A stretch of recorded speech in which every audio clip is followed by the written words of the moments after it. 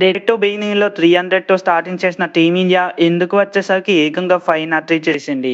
అంటే ఒక్క రోజులో 203 రన్స్ యాడ్ చేసి శ్రీలంకకి బ్యాటింగ్ కూడా ఇచ్చేసింది. ఇక్కడితో స్టోరీ కంప్లీట్ కాలేదు. శ్రీలంక బ్యాటింగ్ కి వచ్చేసరికి 3 overs లో 8 runs చేసి 2 wickets కోల్పోయింది. అంటే డే టూ చివరికి ఇండియా చేతిలో బ్యాటింగ్ డామినేషన్ మాత్రమే కాదు, శ్రీలంక టాప్ ఆర్డర్ మీద మొదటి పంచ్ కూడా పడిపోయింది. ముందుగా డే 1 లో ఇండియా ఆల్రెడీ భారీ స్కోర్ చేసింది. డేవిడ్ పడికల్ 117, శుభ్మాన్ గిల్ 50. అలా ఇండియా స్ట్రాంగ్ పొజిషన్ లోకి వచ్చేసింది. కానీ డే 2 కి వచ్చేసరికి 305. శ్రీలంకకి ఒక మంచి ఆపర్చునిటీ అయితే వచ్చింది. ఇంకా ఇండియా లోయర్ ఆర్డర్ ఉంది, త్వరగా వికెట్స్ తీస్తే 400 లోపే ఆపేయొచ్చు అనే సిచ్యువేషన్ ఉంది. కానీ క్రీజ్ లో ఉన్న రిషబ్ పంత్, డ్రూ జురెల్ మాత్రం ఈ ఇద్దరు అప్రోచ్ కంప్లీట్లీ డిఫరెంట్ గా ఉంది. పంత్ తన యూజువల్ అటాకింగ్ మోడ్ లోనే ఉన్నారు. జురెల్ మాత్రం నాకు సెంచరీ కావాలి, కానీ ముందు టీమ్ కి రన్స్ కావాలి అన్నట్టు బ్యాటింగ్ చేశారు. ఇదే పార్ట్నర్షిప్ మ్యాచ్ ని శ్రీలంక చేతుల నుంచి మెల్లిగా లాగేసింది. శ్రీలంక ఫాస్ట్ బౌలర్స్ మాత్రం అస్సలు తగ్గలేదు. అసిత ఫెర్నాండో, లహిరు కుమార వాళ్ళు పేస్ తో ప్రెజర్ ని క్రియేట్ చేయడానికి ట్రై చేశారు. కానీ పంత్కి ఒక విషయం తెలుసు, ప్రెజర్ కి ప్రెజర్ తోనే ఆన్సర్ ఇవ్వాలని. కొన్ని బాల్స్ డిఫెండ్ చేశారు, ఆపర్చునిటీ వస్తే అటాక్ చేశారు. మరో ఎండ్ లో జురేల్ మాత్రం చాలా కంపోజ్డ్ ఇన్నింగ్స్ ఆడారు. ఇద్దరు కలిసి ఏకంగా 112 రన్స్ పార్ట్నర్షిప్ బిల్డ్ చేశారు. అది కూడా 152 బాల్స్ లో. ఇక్కడే మ్యాచ్ డైరెక్షన్ కంప్లీట్లీ చేంజ్ అయిపోయింది. శ్రీలంక 400 కి ముందే ఇండియాను ఆపుతుంది అనుకుంటే ఇండియా అప్పటికే 400 దాటేసింది. కానీ ఇంకా పెద్ద ట్విస్ట్ ముందుంది. పంత్ 63 దగ్గర అవుట్ అయిపోయాడు. ఇప్పుడు అందరికి ఒకే డౌట్, డ్రూ జురెల్ ఒక్కడే ఎంత దూరం తీసుకెళ్లగలరు అని.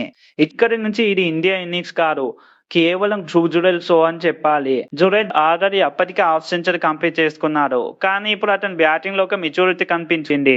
మరో ఎండ్ లో మనోజ్ సుతార్, మొహమ్మద్ సిరాజ్, ప్రసిద్ధ్ కృష్ణ అంటే ఒక్కొక్కరుగా అందరూ వచ్చారు. కానీ జురెల్ మాత్రం సెంచరీ కోసం కాదు, ఇండియా స్కోర్ కోసం ఆడుతూనే ఉన్నారు. మనోజ్ సుతార్ తో కలిసి 39 రన్స్ స్టాండ్ తీసుకున్నారు. మరోవైపు సిరాజ్ తో కూడా మరో 31 రన్స్ పార్ట్నర్షిప్ బిల్డ్ చేశారు. ఇక జురెల్ 90s లోకి వెళ్లారు. ఇప్పుడు ప్రెజర్ పెరిగింది. అందరికీ దగ్గరగా ఉన్నప్పుడు ప్రతి ఒక్కరు బౌన్సర్ కోసం ఎదురు చూస్తారు. కానీ జురెల్ మాత్రం పానిక్ కాలేదు. ఇంకా ఇంట్రెస్టింగ్ విషయం ఏంటంటే 99 నుంచి అందరికి తీసుకెళ్లడానికి జురెల్ 13 బాల్స్ తీసుకున్నారు.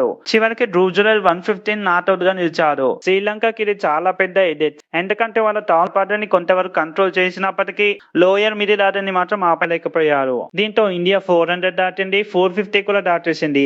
అక్కడితో ఆగుతుంది అనుకున్నారు. కానీ జురెల్ మాత్రం ఇండియాని 500 దాటించేశాడు. డే 1 లో ఇండియా స్ట్రాంగ్ పొజిషన్ లోకి వెళ్ళింది. డే 2 లో మాత్రం శ్రీలంకని కంప్లీట్లీ డిఫెన్సివ్ మోడ్ లోకి నెట్టేసింది. ఇప్పుడు ఇండియా డిక్లరేషన్ చేసింది. శ్రీలంకకి ఒక చిన్న ఆపర్చునిటీ ఇచ్చింది. డే 2 ఎండ్ కి కొంచెం బ్యాటింగ్, కానీ ఇండియన్ బౌలర్స్ ఆ ఆపర్చునిటీని కూడా తమకు అనుకూలంగా మార్చుకున్నారు. మొహమ్మద్ సిరాజ్, ప్రసిద్ధ్ కృష్ణ, మనోజ్ సుతార్ ముగ్గురు కలిసి అటాక్ స్టార్ట్ చేశారు. ఫస్ట్ ప్రసిద్ధ్ కృష్ణ లహిరు ఉదారాన్ని 1 కి అవుట్ చేయగా, ఆ తర్వాత మనోజ్ సుతార్ జయసూర్యని 2 కి అవుట్ చేశారు. దీంతో శ్రీలంక కేవలం 8 రన్స్ కి 2 వికెట్స్ కోల్పోయింది. అది కూడా జస్ట్ 3 overs లోనే. ఇది డే 2 కి పర్ఫెక్ట్ ఎండింగ్స్ అని చెప్పుకోవాలి. దీంతో శ్రీలంక ఇంకా 495 రన్స్ వెనుకబడి ఉంది. రేపు శ్రీలంక ఫాలో ఆన్ ప్రెజర్ లో పడుతుందా, లేదా కొలంబోలో పిచ్ స్పిన్ కి కంప్లీట్ గా టర్న్ అవుతుందా?